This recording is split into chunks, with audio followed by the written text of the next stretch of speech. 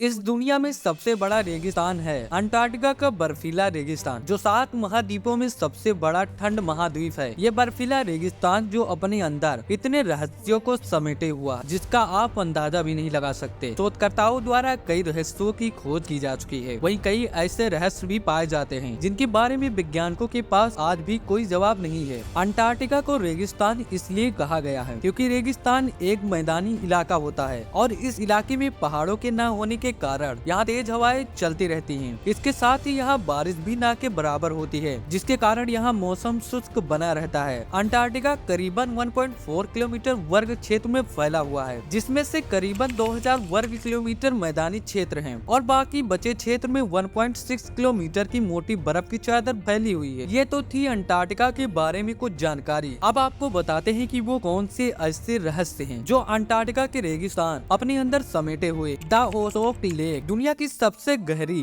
और रहस्यमय लेक का नाम है ओस्टोक लेक। ओस्टोक लेक की गहराई को आज तक कोई नहीं माप पाया है। ये लेक करीबन 240 किलोमीटर लंबी है और 50 किलोमीटर चौड़ी है। ओस्टोक लेक के बारे में कहा जाता है कि किसी समय में ये लेक बर्फ के नीचे नहीं बल्कि जमीन के ऊपर ही देखी जाती थी, मगर नासा के द्वारा यह साबित किया गया है कि यह करीबन 2.5 करोड़ सालों पहले हुआ करता था। अंटार्कटिका की ओस्टोक लेक करीबन 2.5 करोड़ सालों से चादर के नीचे है और इस झील में एक ऐसा इकोसिस्टम भी है जिससे धूप और हवा की कोई भी जरूरत नहीं होती। इस लेक में कई बैक्टीरिया, माइक्रोब्स और मछलियां पाई जाती हैं, जो इसी ठंडे पानी में बिना धूप और हवा के जीवन व्यतीत करती हैं। अब आप सभी के मन में ये सवाल आ रहा होगा कि आखिरकार 4 किलोमीटर मोटी बर्फ की परत के नीचे कैसे पानी हो सकता है। दरअसल बर्फ के नीचे ये पानी इसलिए मौजूद है क्योंकि धरती में हाई प्रेशर के कारण बर्फ लिक्विड फॉर्म में बदल जाती है। इसके साथ ही धरती का कोर भी हीट प्रोड्यूस करता है, जिसके कारण बर्फ पानी में तब्दील हो जाता है और इसी वजह से बर्फ की चादर के नीचे